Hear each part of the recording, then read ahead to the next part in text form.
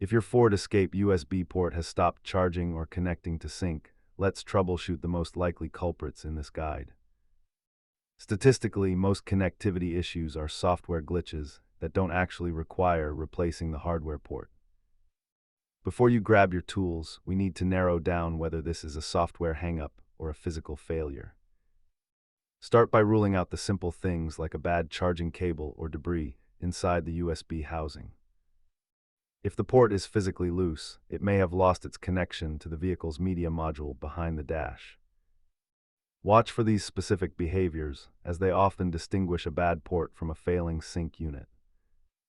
Most owners can handle software updates, but dashboard disassembly for module repair is usually best left to a pro.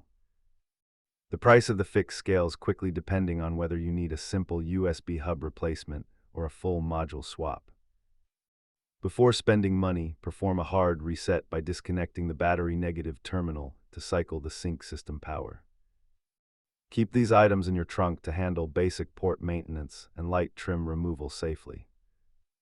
When in doubt, don't force the port, as you might damage the underlying connector pins beyond repair. Thanks for checking out our guide, and remember to subscribe for more Ford Escape troubleshooting help.